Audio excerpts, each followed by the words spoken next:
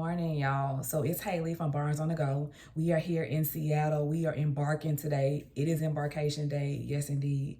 We are getting on the Discovery Princess this morning, headed to Alaska for 7 days. So we've been here in Seattle for 2 days. It has been an amazing experience. I would definitely recommend now coming in 2 days before into the port, especially if you're coming to Seattle. Like, it's a lot of stuff to see and do here. And we also got a chance to kind of rest and not like fly in and, you know, be so jet lagged that you don't have time to explore. So that's been fun. So like I said, we're embarking this morning. We should be headed to the port in a couple of hours. I'll be showing you guys all of how Embarkation Day goes, the process. This is our first time on Princess Cruises, so we're looking forward to see how the embarkation process goes. It's open times, like there's no assigned time for Princess Cruises, so we will see how that works out too. I'll see y'all later. So it was 17 of us in the party, so we decided to get a private shuttle for all of us instead of using the hotel third-party shuttle, so that works out well. And that's my mama there directing everybody to make sure that everybody knows what they're doing. She's in charge, y'all.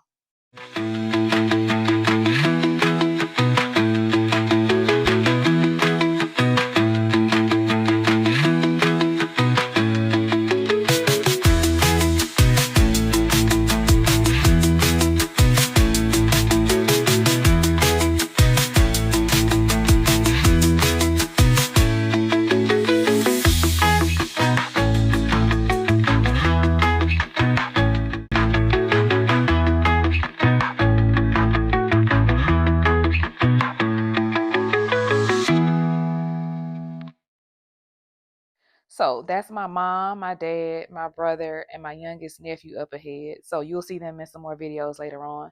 So this was check-in after we got through that chaotic porter situation, which I'll explain at the end of the video. So we didn't even need to bring out our passports. The lady said, you know, we had checked in on the app and I had put in all the information there. So we were good to go. So next we went to go get our medallions. We had our medallions shipped to the port rather than our home. We didn't feel like it was needed to pay extra to have them sent to our house when we could just get them there. So we got them and we were on the way on. We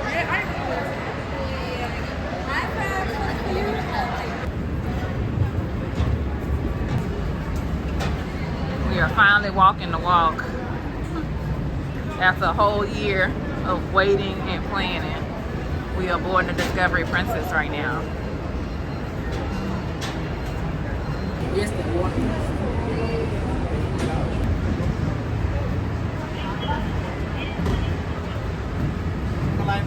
Thank you very much.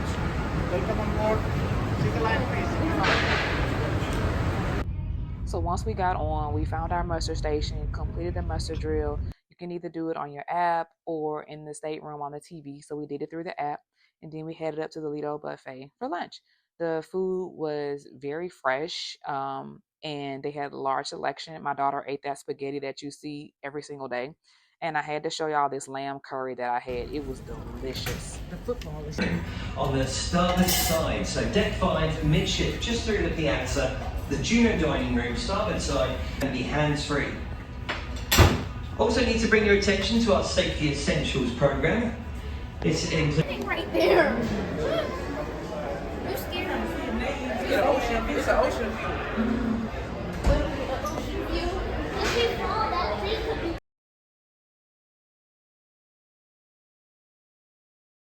To the right, we go. Today is the day that we get underway for adventure.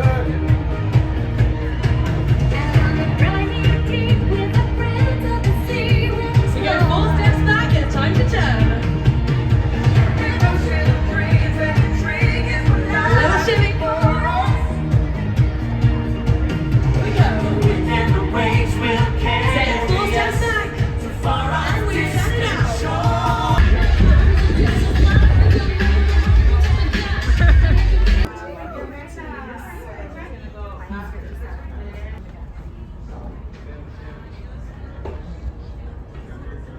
Check it out.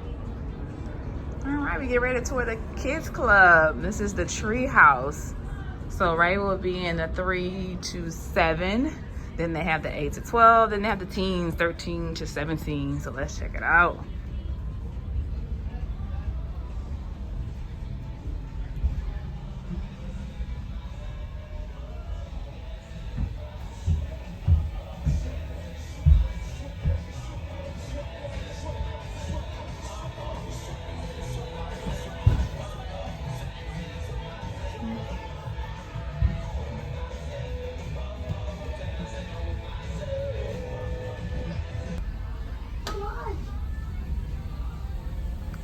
so this is the 8 to 12 group, the lodge.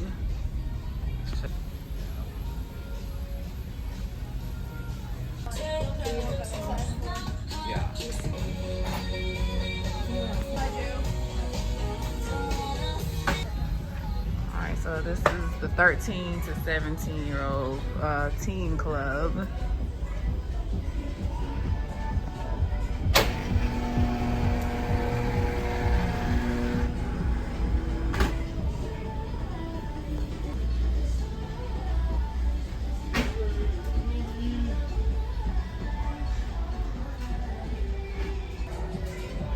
So this teen club looks really cool.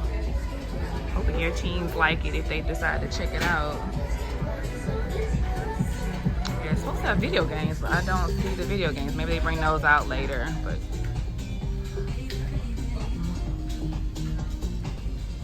they have a DJ set list. Oh, it just went blank. Oh, let's see if it'll come back on. Oh, there we go.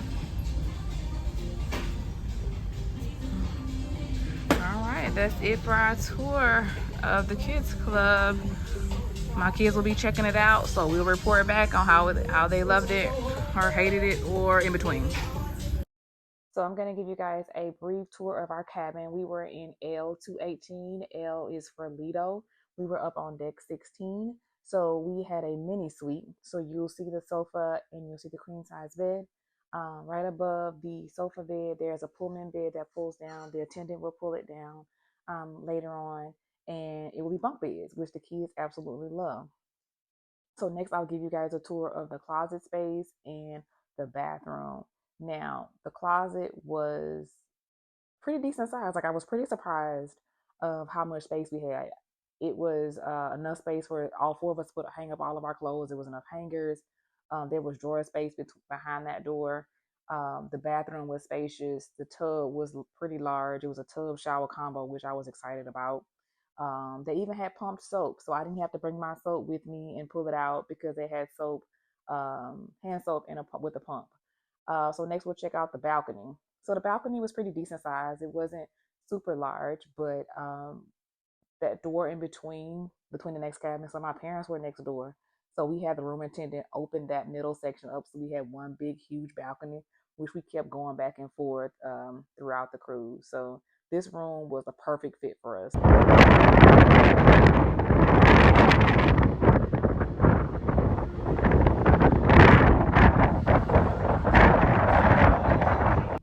All right, day one, Embarkation Day has wrapped up. It has been a long, long day. If you've ever cruised, you know how long Embarkation Day can be. It's exciting, but it's also extremely draining. So if I sound exhausted or look exhausted, I'm all of the above. So it is about 8 p.m. As you can see, that it's extremely bright still outside. We've had a full day. So far, day one highlights have been the food, of course.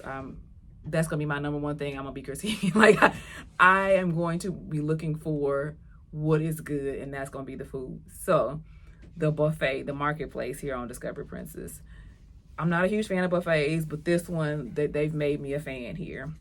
We ate there today after we boarded the ship because our room wasn't ready until 1, and we got on here about 10:45. So we had lunch up in the marketplace. That was the brightest, cleanest, freshest buffet I have seen on a cruise ship so far. Let me say that, so far. And it tasted amazing. Everybody in my travel group said it was amazing. And they kept trying different things and it was still good. So there wasn't just like one thing that was like, oh, this is good, but then everything else wasn't. It was really good. Sailaway Party. So that was interesting. It wasn't very high energy like we're, accustomed to like on other cruise lines, but it was still fun. I mean, it wasn't, people danced for about 10 or 15 minutes, and most people didn't seem to even notice that a Sailaway Party was going on. So, but it was nice just hear some music and, sail away. So we had dinner tonight in the dining room. That's always a thing for us in our travel group because we like to do dining room on the first night. Food was decent in the dining room. Hopefully it stays that way throughout the course of the trip. Yeah, I can't think of anything else? Oh yeah, the dining room. We're in the Ketchikan dining room. We are right above the engine room. So if you're gonna shake, if you come on Princess Cruises and you're on Discovery Princess and they assign you to the Ketchikan dining room, you are going to be shaking the entire dinner. And I don't mean just like, oh, a little bump. I mean like rumbling. Like it felt like the engine was under my feet. Like it was wild. I mean, I was like, is this gonna stop? It did not stop, of course, because it was the engine. So the dining room is aft, and so it's on the 6th floor, and so we're right above the engine room. So just heads up, if you're in the Ketchikan dining room or Discovery Princess, be prepared to be vibrating your entire dinner. Yeah, so that's pretty much it. Day 1 in a nutshell. Buffet food was good. Sailaway, yeah, okay. Embarkation process was smooth. We were through there in about 15 minutes. Did not like the porter situation. Like, we had to flag somebody down and say, hey, can you take our bags on? Like, nobody was coming out to help us with our bags when we got there on the shuttle, like they normally do, like in Miami or Port Canaveral. Like, they were looking at us like, you know, what are y'all doing here? So we had to actually flag somebody down to take our bags, and I was not a fan of that. So I don't know, y'all let me know if you sail out of Port of Seattle, is that the norm? Is that what they do here? Like, this is our first time out here, so let me know in the comments if that's the norm, that you have to flag somebody down, or was it just us? So let me know in the comments. So I will be back reporting. Tomorrow is a sea day, so we won't be doing a whole lot. I'm probably gonna try to sleep away most of the day because the exhaustion is really setting in. So yeah, I will catch y'all either day 2 or day 3. Good night.